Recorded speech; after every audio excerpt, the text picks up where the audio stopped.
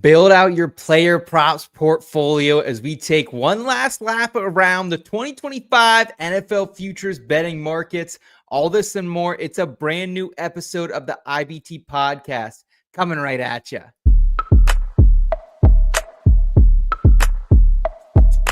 I've been going dummy, out of bounds, putting on a clinic. Stick around, carrots in my hardware. KC, caught him in the crosshair. Look at me.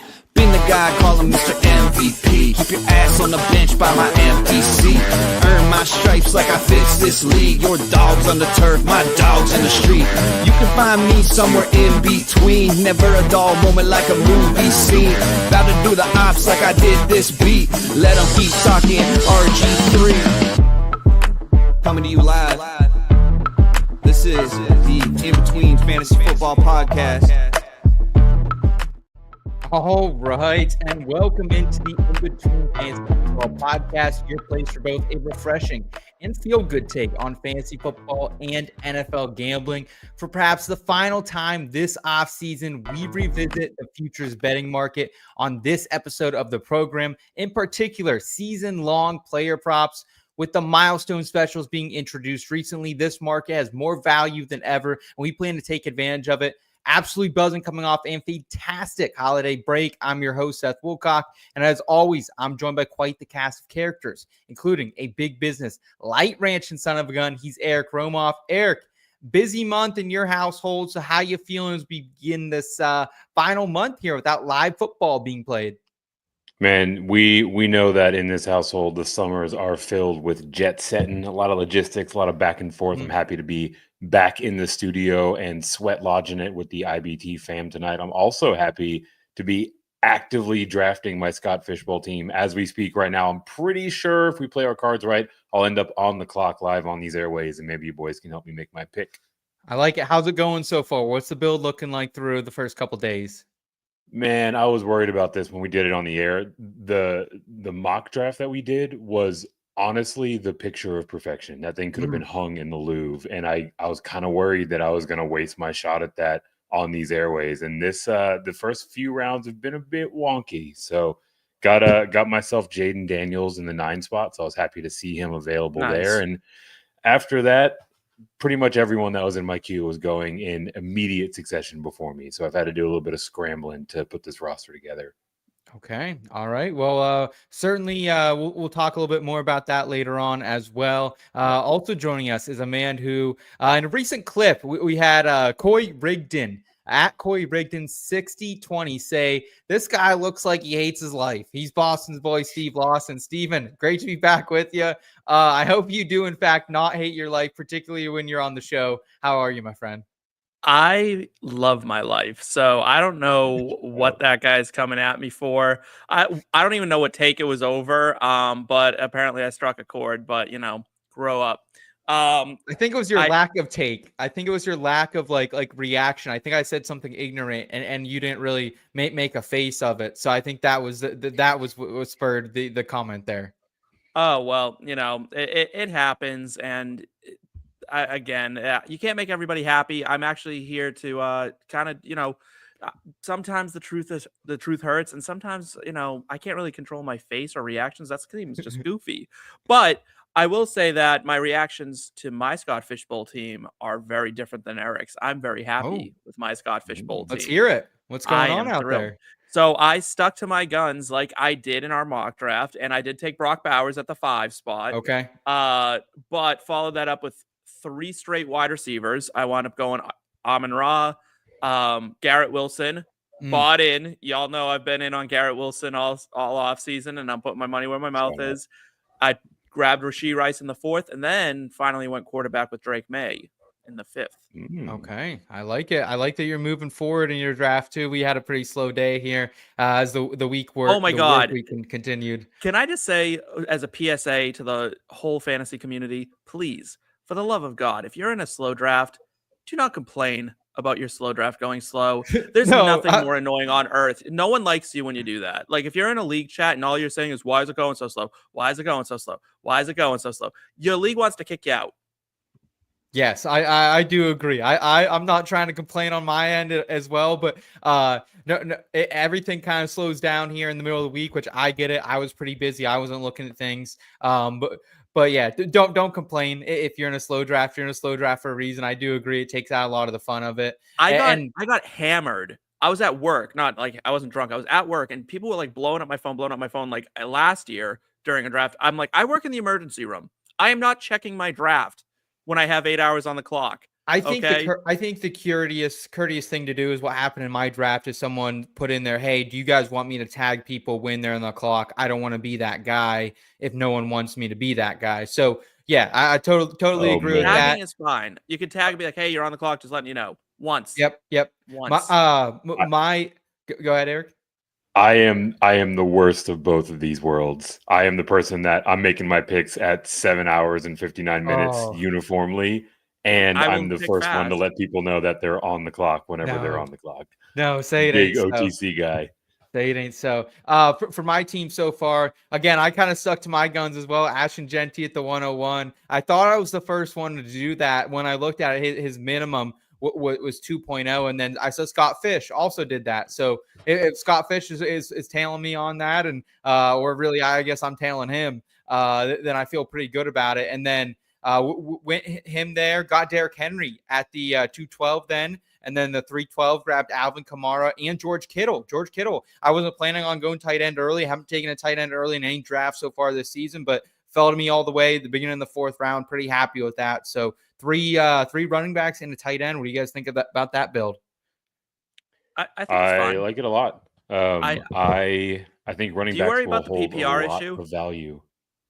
I mean, I worry about your PPR performance. I think when George Kittle's getting 2 points per reception and you're getting guys like Ashton Jeanty who can catch a lot of passes and Alvin Kamara who's catching a lot of passes, Derrick Henry's not going to get a ton of. That's more where I'm worried. I think Derrick Henry might bite you. But you're getting volume though. Points per carry. Yeah. You get points per carry, points per first down, and going to get in the end zone. So feeling pretty good about it. Find myself trying to thread the needle with some later round running backs can be a little bit dicey. I'm anchored with my guy Chase Brown right now. Nice. But happy to say that CeeDee Lamb fell to me in the 2nd round and paired him up with Rashee Rice. So I'm waiting on my 5th round pick as we speak.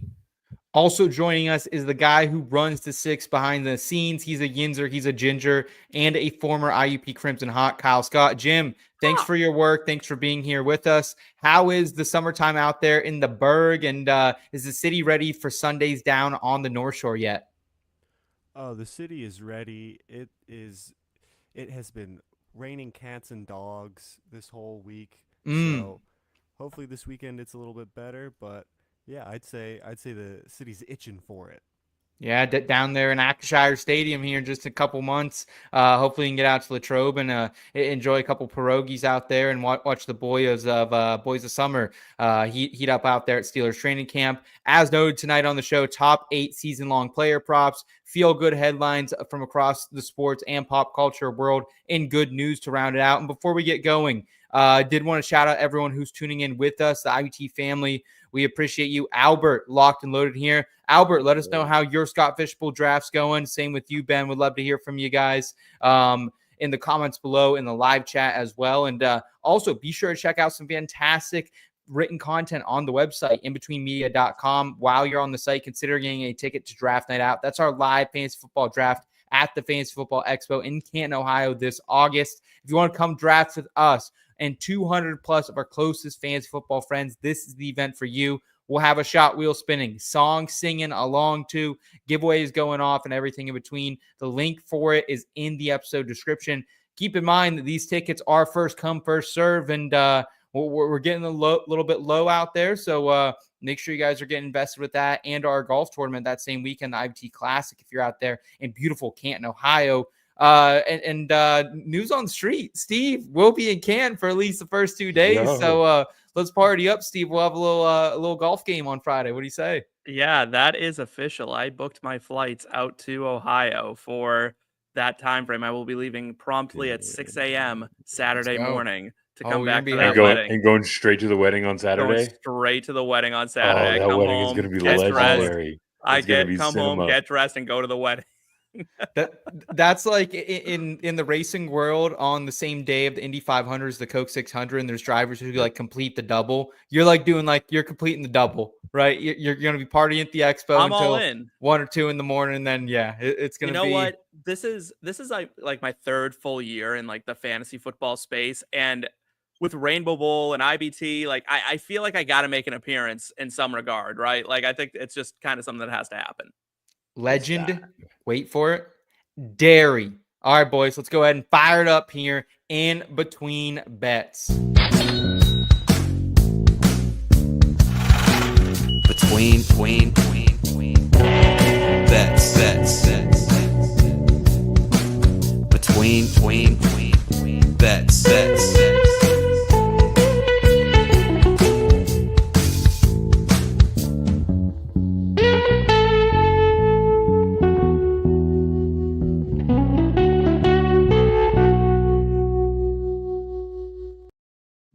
The one thing I love about sports betting, specifically in the NFL betting markets, is that there's always innovation going on, right? We've seen it this year in the season win totals, where you can now not only are glued to your specific season win total for each team that the book sets, but you can also go, up or down on that number as well. And we're seeing the same thing in the placement or in the player prop market as well with these milestones offerings. So it's kind of changed the game, made some more heavier payouts available. And Eric, you take advantage in your first player prop of the evening. You're going down there to Dallas in your home state of Texas. What are you firing up? Yeah, in Dallas, many, including Jerry Jones, would say that all of Texas is Cowboys country. I would beg to differ, but that does not prevent me from placing a little wager on Dak Prescott. I like his season passing yards line at 3,875.5. I like him to go over that. You can get that over at FanDuel at a -110 price tag. First and foremost, you'll find a lot of my future bets over at FanDuel because, Seth, as you know, they are pretty itchy with those buyouts. So if we are off to a fast start, we might be able to cash this one out as we get a little bit earlier in the season. But moreover, I'm incredibly bullish on what this Dallas Cowboys passing game can be, right? Obviously, last year was more than a bit of a stinker for everything Cowboys. But you look at the time where Dak Prescott was on the field and he was fairly effective in that time. And you go back to just a few years ago, right? You look at 2023, really the first year where Brian Callahan was calling plays in this Cowboys system. And we're looking at a world where Dak Prescott attempted 590 passes. He passed for over 4,500 yards in that season. And I think that's well within the range of outcomes. So not only do I like him for his standard line, about 3,900 yards or so, a little bit less. But this is actually a wager that I would consider laddering, right? So you want to go into some of those milestone markers. You can look at Dak Prescott over 4,000 yards and switch over to plus money, plus 115 for that. I'd be comfortable with that wager. I'd probably walk my units down just a hair, maybe 3/4 of a unit, and take him over 4,500 yards where you can get a plus 360 price tag. And at that point, I mean, if you're wagering on all of the rungs of the ladder to where Dak Prescott is hitting 4,500 yards, you got to at least take a sprinkle at the plus 1,000 price tag for him to be the NFL passing leader in 2025. Look, he's got the third shortest odds as it is. So he's very much so in that range of outcomes. And we haven't even started talking about some of the unfortunate changes to their defense, to the significant addition that will be George Pickens in this offense, arguably Dak Prescott's best number 2 receiver over the course of his career. So there are a lot of things to be excited about in terms of how 2025 profiles for Dak Prescott. And he is going to be all over my wagering card in terms of my futures.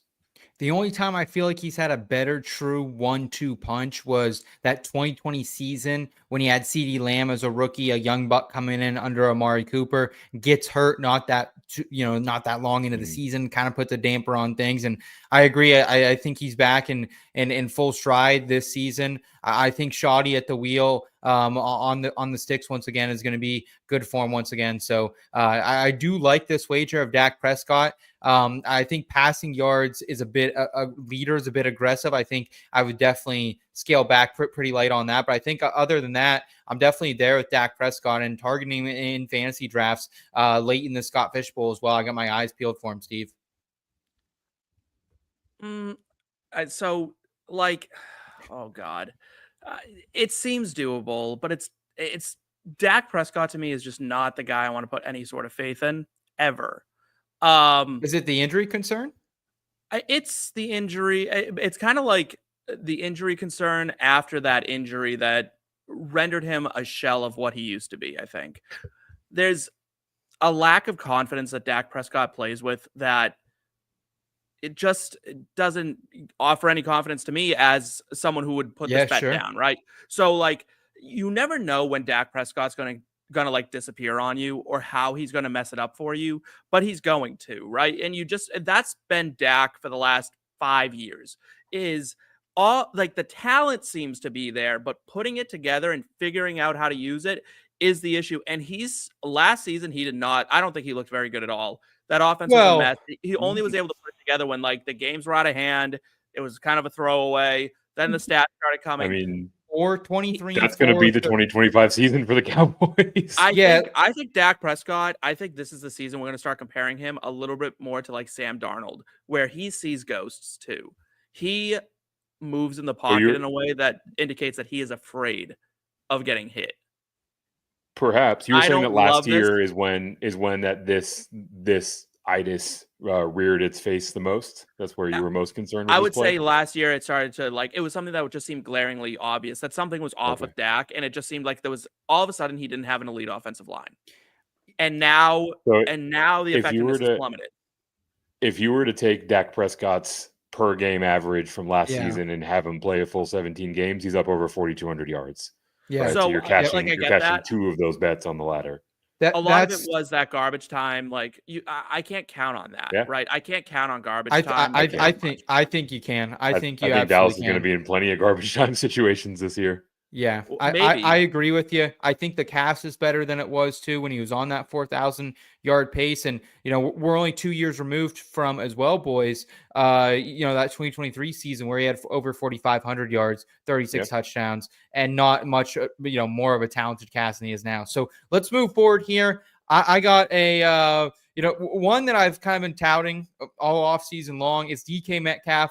Plus 1,250 receiving yards, plus 600 at FanDuel. I'm going 0.8 of a unit. And I think our program is one of the highest in the space on DK Metcalf. No doubt. And I'm ready to put my money where my mouth is here. I consider just smashing the 1,000 yard line mark right around plus 140, plus 150. I saw it at a couple shops. And however, my bold prediction a couple episodes ago was that DK Metcalf goes on to hit 1,200 passing yards, receiving yards. And so I went ahead. I put just under a full unit down on this, that he would go over 1,250. And I really think that DK, he's a monster of a human. He's averaged over 1,100 yards per season. That's with competing with guys like Tyler Lockett, Jackson Smith-Njigba the past 2 seasons as well. And even in a terrible situation in New York, Aaron Rodgers last season had Devontae Adams on a 17-game pace for 176 targets,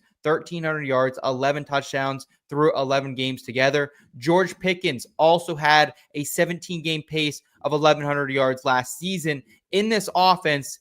And that was a season where 2 different quarterbacks, Russell Wilson, Justin Fields, and by the end of it, we could clearly tell George Pickens didn't want to be there, allegedly didn't even show up on time for that Christmas Day game.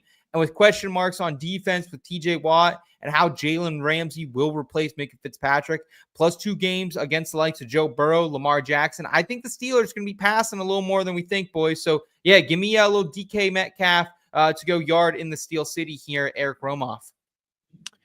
Yeah, 10 out of 10. No notes. I think the window dressing that you put out there, that we are one of the most pro DK Metcalf outfits out there, it's true, is fair. I look, any time that we are talking about an offense where there is going to be a consolidated target distribution, the leader in that rotation is always going to be of interest, right? And specifically with Aaron Rodgers coming in, Obviously, I don't think that he is anywhere near the Aaron Rodgers of old, but he showed us as recently as last year that he still has an ability to get into a great cadence. And with Adams his did that all primary with Garrett receiver, Wilson too, right? and not afraid to throw up those YOLO balls, right? He's perfectly capable of chunking those 50-50 balls into DK Metcalf's range, where with his size and his speed and his leaping ability, those are probably more like 70-30 in his favor. So it's not going to be pretty. I don't think that Aaron Rodgers is going to be anywhere near the top of the league in terms of passing yards, but they are going to have to pass the ball, and DK Metcalf is going to command the vast majority of those targets. Steve, I know you're a bit more conservative as a bettor as well. Would you have suggested that I do just go with that, hammer down on a plus 150, 1,000 yard line, or do you like the aggressive play here for the long shot at 6-1? Nope. Stick with the 1,000. Listen, I'm all for betting bold, but we need to be realistic about what DK Metcalf is and what he's not. And what DK Metcalf certainly is not is Devontae Adams.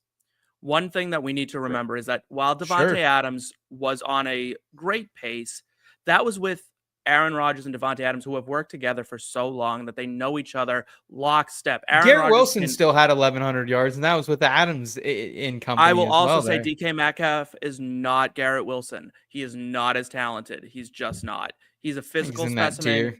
He's not. He's not, and he never has been. He's a physical specimen. Don't get me wrong. His route running, his ability as a wide receiver has never been as good as Garrett Wilson. What we're going to see, and this is the problem with Aaron Rodgers, is he expects perfection when it comes to route running. That is Aaron Rodgers in a nutshell. DK Metcalf is not exactly known for his precise route running ability. He's a great vertical threat.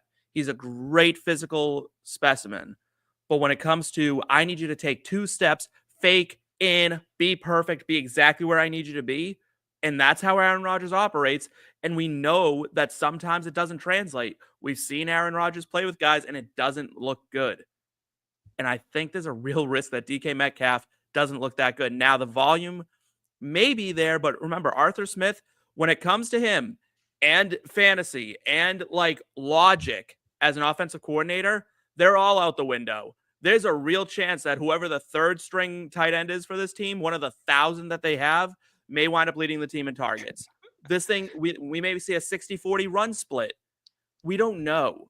I think this is way too bold, and obviously the books do as well with plus 600. I would have stuck with 1,000. Well, and I think why I was so confident in going at this is the number, right? I was seeing 4-1 at DraftKings for this, so to see 6-1 at FanDuel shows a little bit of variance in the market, and it shows I think there's a little bit of value on this. And even if DK Metcalf comes out and has a couple large games, I guarantee there'll be a cash out opportunity for me on the table, potentially as early as October or November. And I definitely agree that DK Metcalf, not the cleanest wide receiver, but I think at the same time, him and Rodgers, they've been practicing out there in Southern California already this summer. So I think they'll have some good chemistry down the stretch. And yeah.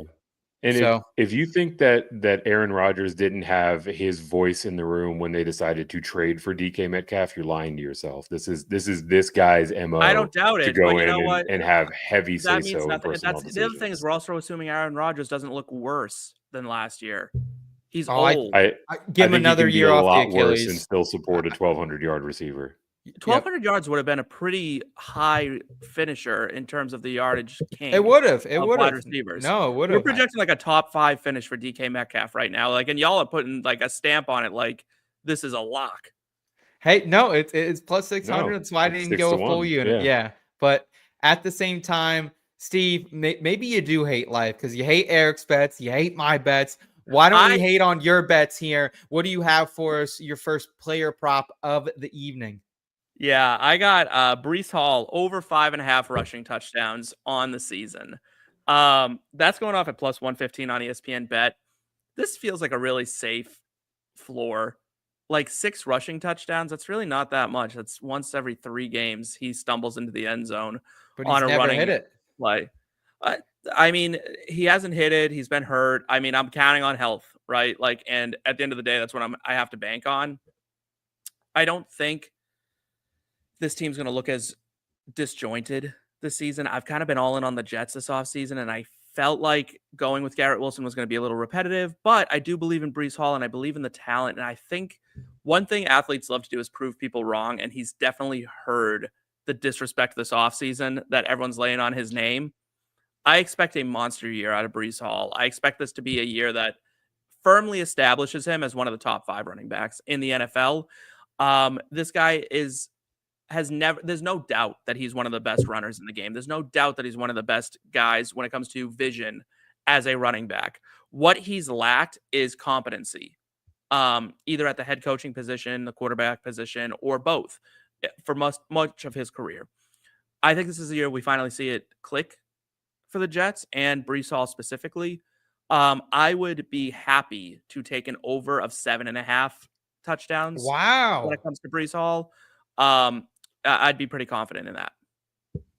See, look, like I am in on Breece Hall, like a little bit less bullish than I have been the past, couple years, just based on what we saw last year. And I don't know if it's all patched up just because it's the Jets, right? Like it's this organization owned by a guy in Woody Johnson who, allegedly had, his 16-year-old son involved in some decision making. So I don't know if it is. And I love Breece Hall as much as anyone. I would have taken the over on the rushing yards. I found that at 87.5 minus 150 to the over. That's probably what I would have done just because he's hit that the last 2 seasons barely, albeit, by 1 yard last year. But there is the noise out there, Eric, that we can't ignore from this coaching staff that this will potentially be a full-blown committee with our guy Braylon Allen, former Wisconsin Badger, in the backfield, as well as a guy for Isaiah Davis, who's a very talented FCS back. Yeah, this one is tricky because if we were talking about over 5.5 all-purpose touchdowns, I think it's a smash, right? I think that he will fly by that number. I would feel comfortable wagering north of 7.5 in that regard. The thing that's tricky is arguably the best runner, or at least one of the most effective red zone runners on this team, is going to be his quarterback, Justin Fields. So you're not only contending with Braylon Allen and some of the other young guys that are in there, we're also going to see a fair amount of work going Justin Fields' direction. True. I 100% agree and stand behind Steve's analysis about Breece Hall's capability and skill set as a player. I just don't know how much opportunity he's going to have, specifically when we get into the red zone and the scoring position part of the field, right? Last year alone, number 29 in red zone touches, which was accounting for both targets and for carries, right? So, I think he's got the ability to do it. He's a type of player that he could cross this bar like 3 or 4 weeks into the season. We don't know exactly what this Jets offense has in store for us. So I feel a little uncomfortable putting this one on my card. Eric, let's go back to you with your next player prop for the season-long market. And it's down in a place that I love, little boot scooting, boogieing down there in Nashville, and a team that I also have some future weight in the Tennessee Titans. Yeah, it's Seth Wilcox, eventual Super Bowl winner of the Tennessee Titans. I'm going to get into these wagering screets there in Nashville. And I'm gonna look at Calvin Ridley to go over 900.5 receiving yards. This one's minus 114 over at FanDuel. We know that we like to float that cash out option over at FanDuel.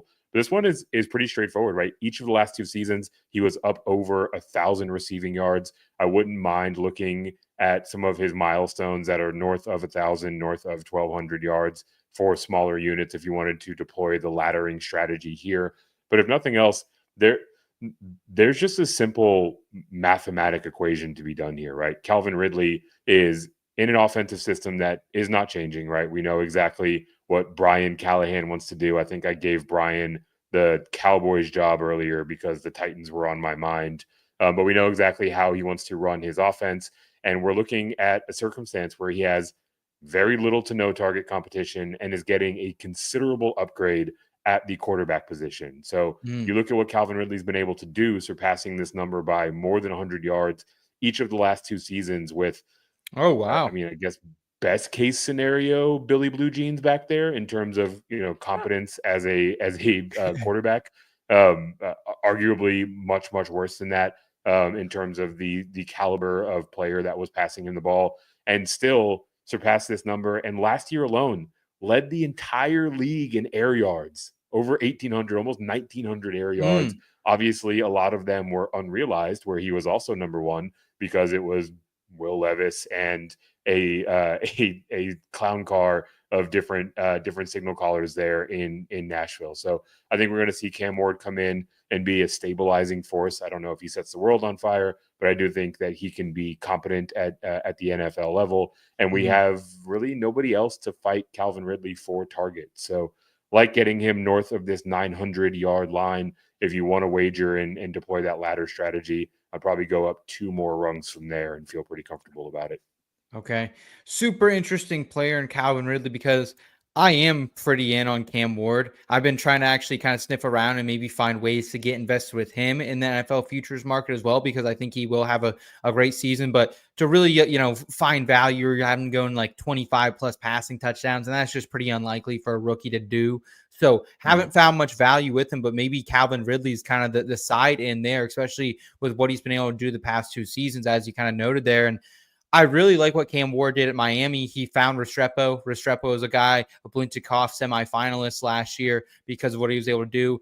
Elijah Arroyo at the tight end position as well had a big season. It was able to get himself into day 2 of the NFL draft with the help of Cam Ward's services. So, I think he does have Tyler Lockett. He does have Alec Ayomanor. We know he has DK down there from Florida as well. So he has some guys out there, but I would say no one at this venture. Like I would say Calvin Ridley is like a B+ receiver, and I don't think there's anyone else on that team right now that is above a C+. And that's where I would put Tyler Lockett at this venture in his career. At one point, I think he was kind of a B+ receiver.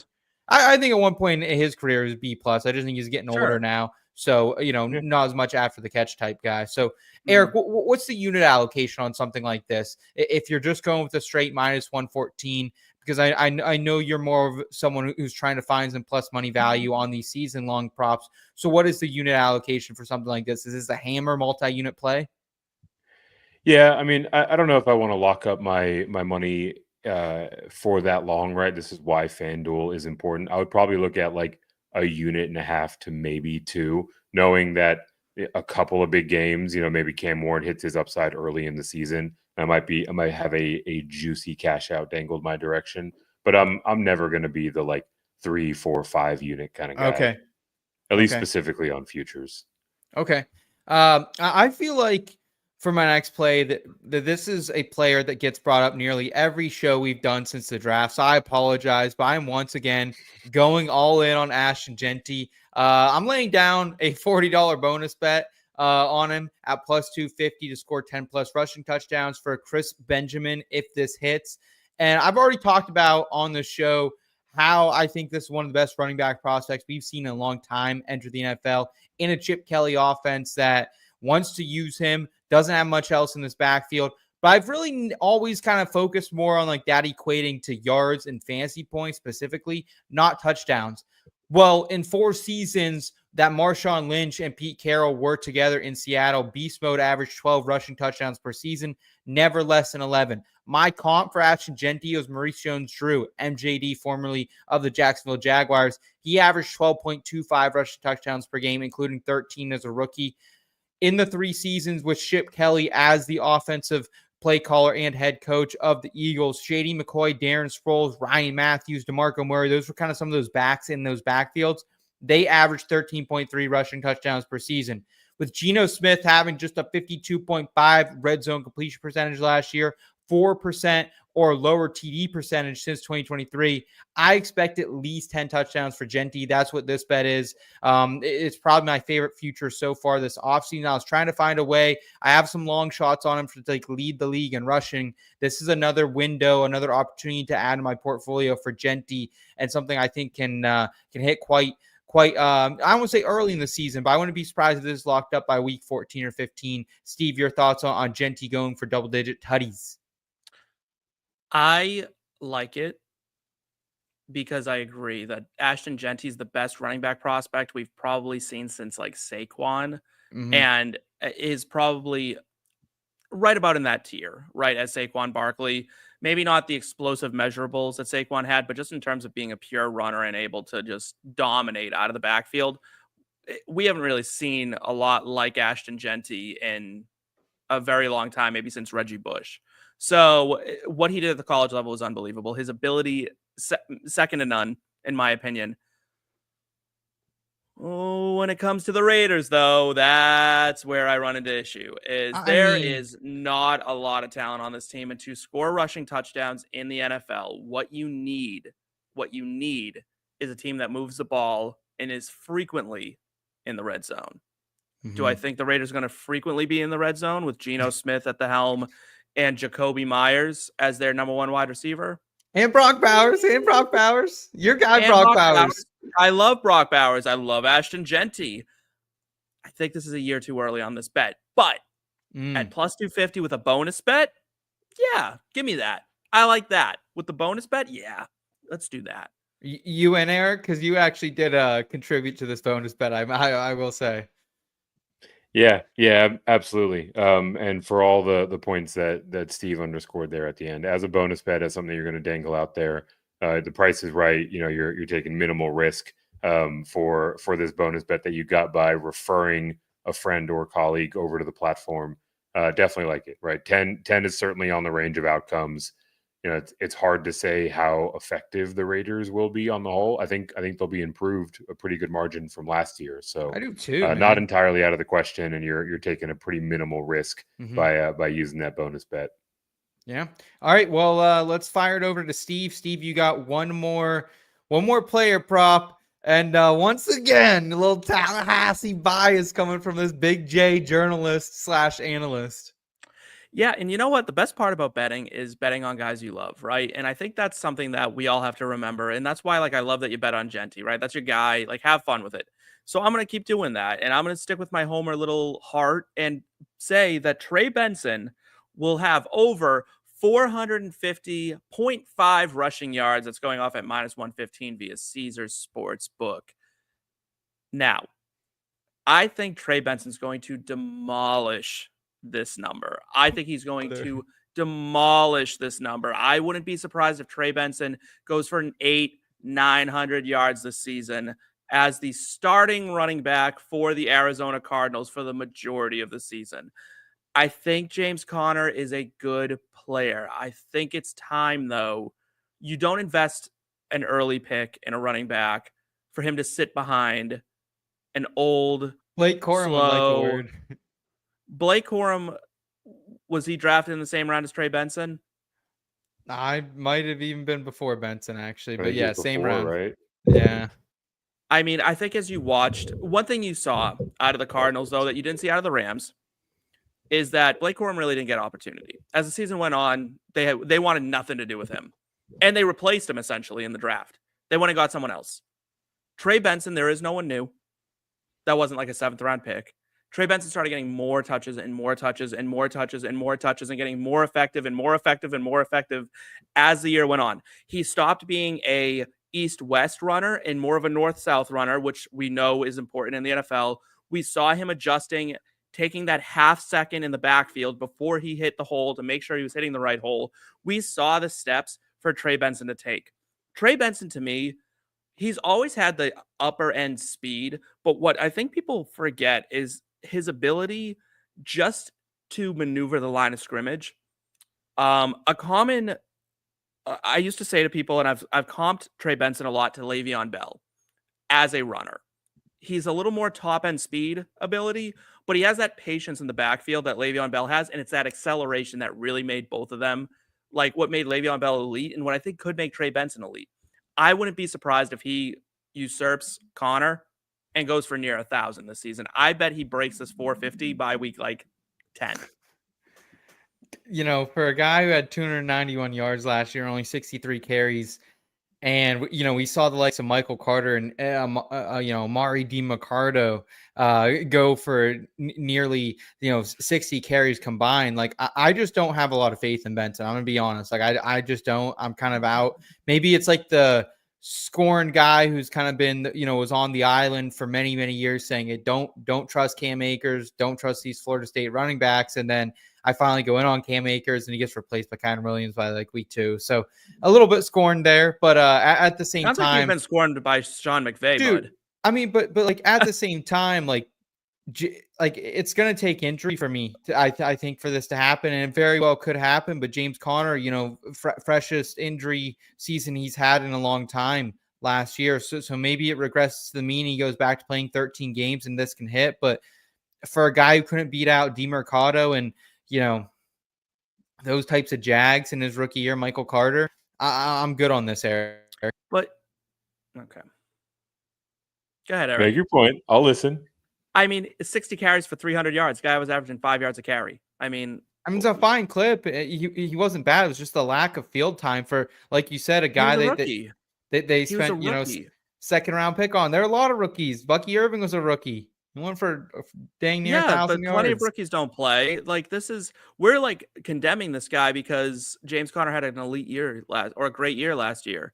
He's 31 years old. I'm just not betting against him. He's 31 years old. And this guy beat cancer. I ain't betting against. He's from Pittsburgh. I ain't betting against him. Jonathan Gannon already came out and named Trey Benson the 1A to Connor's 1. So it's already coming. We're already going to see this guy. Have some That's great. I have plenty of respect. I love how much everyone's biases are just completely on display right now. We got the FSU love. We got this guy beat cancer, and he's from Pittsburgh. I like Trey Benson because this guy almost had his leg amputated and is now a running back in the NFL. I like. You also didn't get to go to the college football playoff, so we're gonna support him. We were 13-0. I like this wager. I like this wager. Largely because James Conner is 30 years old, not 31 years old, but still very old in terms of running back life cycle, and is coming off of back-to-back seasons with up over 200 rush attempts. He played 16 games last year. Just, that type of usage lends itself to injury as you get a little bit older. I don't know. I mean, to be determined is probably the better way to put it, to see if they start working Trey Benson in as a way to relieve some of that workload beforehand, or we have to wait until injury. I would just say that injury is a pretty high likelihood outcome for James Conner, even if it's just a handful of games, right? If you take what Trey Benson did last year and you sprinkle in 3 games where he's the starter in spell of James Conner, now Benson is right at that 450 mark. I don't know if I have the same bullish outlook on him as a prospect, largely, given how little he played as a rookie. We can still pretty much call him a prospect. But I do think that if, or as I'm claiming, when James Conner deals with injury this year, I think Benson is the next man up, and that's going to put 450 in range for him. This guy's got feel in his bones. He ain't getting injured. Ben in the chat saying Benson went 66, Corum went 83rd. The best opportunity that Benson had last year was pretty much the only time he was injured, even though active. I'll agree with Steve. All right. Well, so some fans on the Trey Benson Island with you. Eric, you got one more NFL player prop season-long edition for us. What is it, my friend? Yeah, just taking every single opportunity afforded to me to fade Cooper Kupp everywhere that I can. In this instance in particular, I'll be taking the under on his 775-yard receiving line that is available over at DraftKings for a -110 price tag. I am a noted ageist. I care less about age in terms of redraft profile, but with Cooper Kupp in particular, this dude's, I'll say his ankles and his hamstrings, but really his entire lower half is just entirely cooked.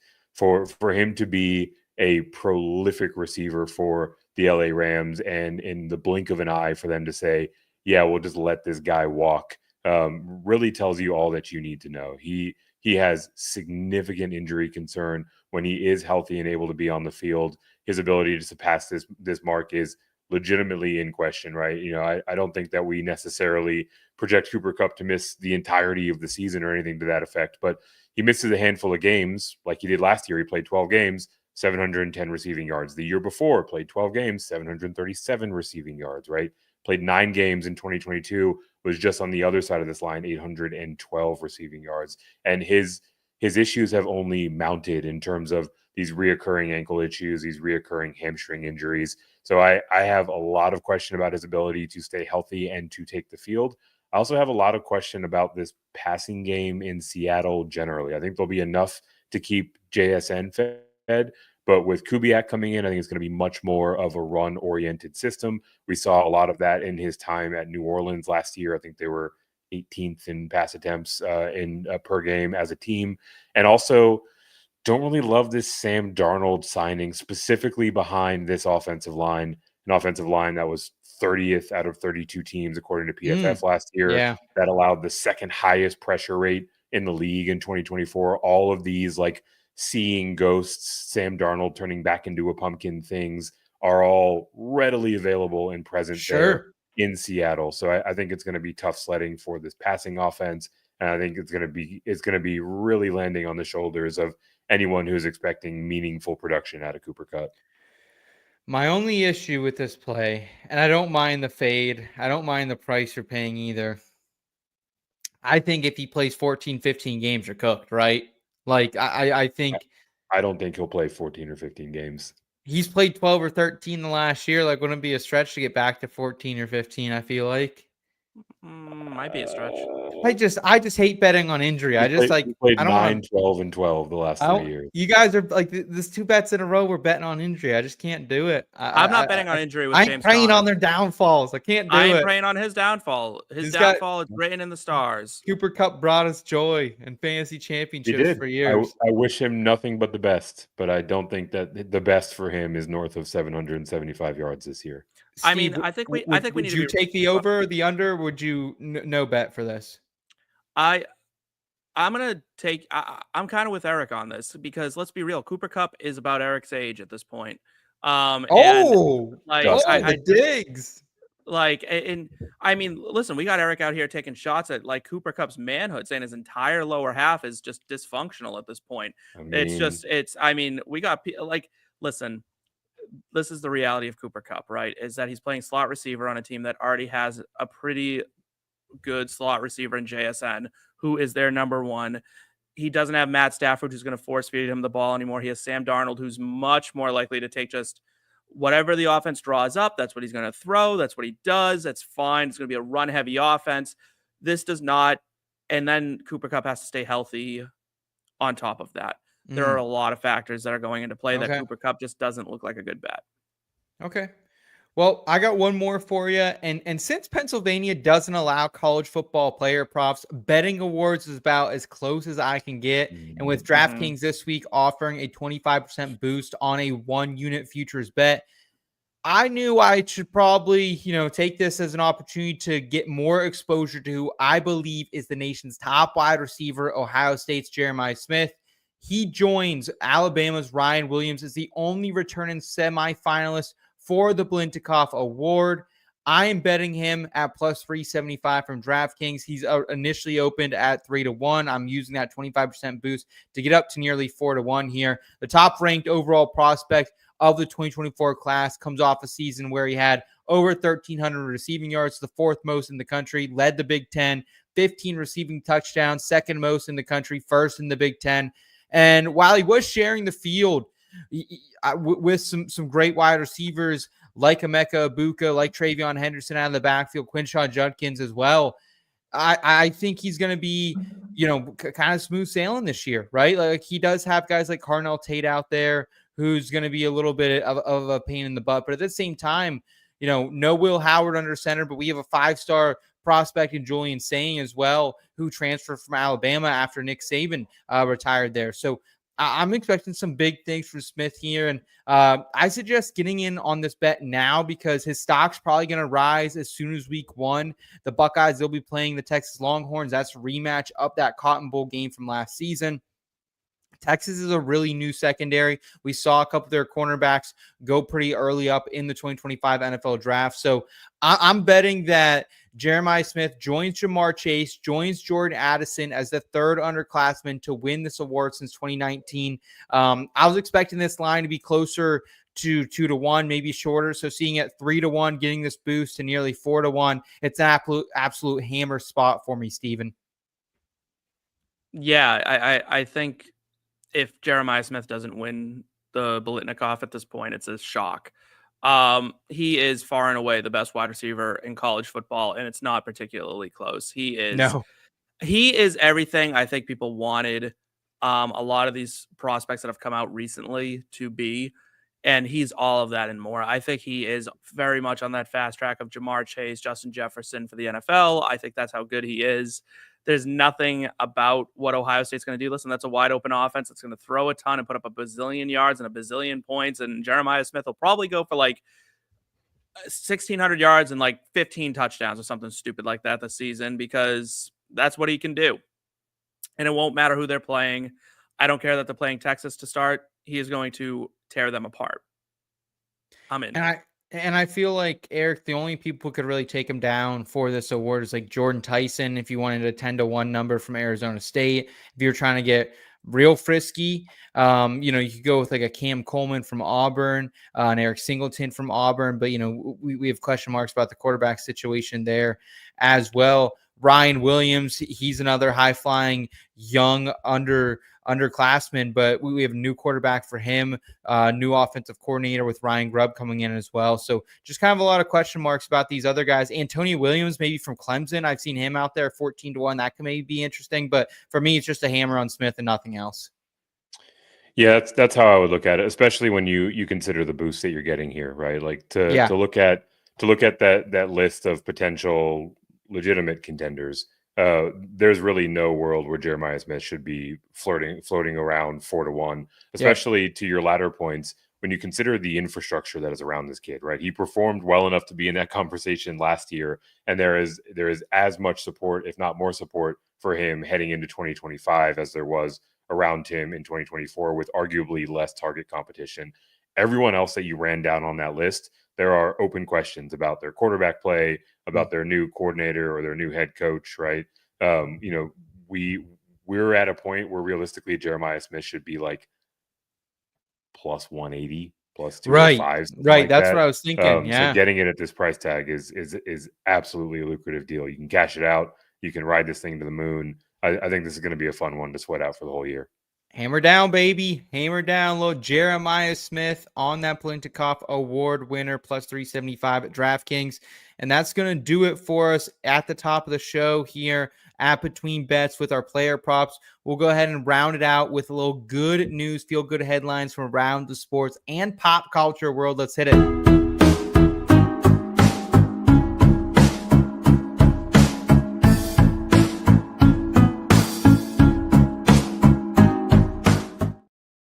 And for Eric's good news, he's taking us down to South Beach, where a very interesting former talent, especially in the fantasy football community, returns. Yeah, the picture perfect good news article as we merge together the world of sports and pop culture. Darren Waller did that about this time last year, where he dropped a music video. Who knew her perspective about his divorce with Kelsey Plum? And kind of spiraled out of the NFL and fantasy football scene for the better part of a year. But now, new year, new him, right? He is back. He has recently been acquired by the Miami Dolphins, who, thanks to a trade of Jonnu Smith to Arthur Smith and the Pittsburgh Steelers, now have a glaring vacancy, or at least previously did, at the tight end position. So, look, Darren Waller enters as, a 32-year-old tight end who basically had 1.5 good seasons, but is the type of big body red zone threat that the Miami Dolphins have sorely needed for a few years. So interesting landing spot, more interesting to see him kind of pop up out of nowhere, right? And just the quintessential Dolphins move to do, like trying to play 4D chess, find something where it may or may not be, look where people aren't looking. So I think he fits their ethos perfectly in that regard. And look, maybe he's got a little bit left in the tank. Yeah, I love this from a feel-good news headline perspective, because Darren Waller, a guy who previously battled some addiction and off-the-field issues and didn't break out until the time he was 27 years old. And like you said, Eric, really had 2 great seasons out there, first in Oakland, then Las Vegas as the team moved. Kind of started to fall off, injury concerns the past 2 seasons with the Raiders, goes to New York, same story, same type of situation. So while I don't think it's going to be super fantasy relevant, Jonnu Smith not in town, so maybe the opportunity is somewhat there, but I still don't think, I think this is some type of, our friend Stephania Bill has like called it almost like kind of like a chronic knee type of issue with him, Steve. So I'm probably out on Darren Waller from like a fantasy perspective being any type of relevant, but at the same time, still a really cool story for a guy who is getting yet another chance down in Miami. Yeah, I mean, this was a story. Eric nearly I nearly had to beat him off with a stick for it. Like he was so excited to talk about it, but it's, I mean, yeah, right. Like, listen, I'm never gonna really begrudge people who have done nothing to anyone other than themselves when they get to pursue their dreams again or their career or make money. Like, if someone wants to pay Darren Waller, then Darren Waller has every right to go make that money. He's done nothing wrong. He's done nothing to hurt anybody. I've seen a lot of hate going his way, weirdly, out of like Dolphins fans, which is so odd. Wow. Like as if he did anything to them, then they're like all mad that like as if he shipped Jonnu Smith out of town himself.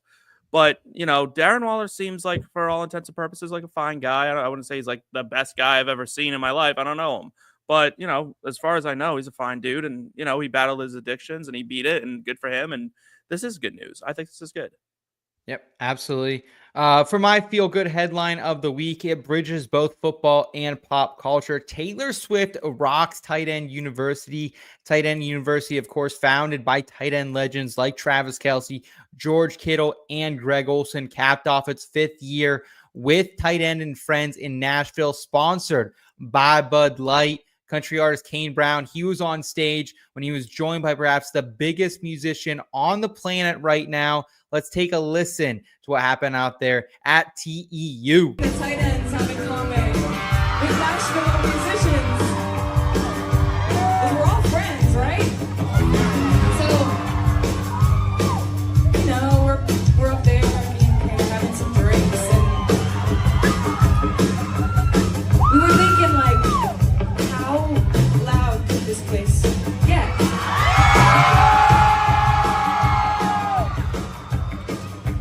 Theoretically, how loud could the singing be in here?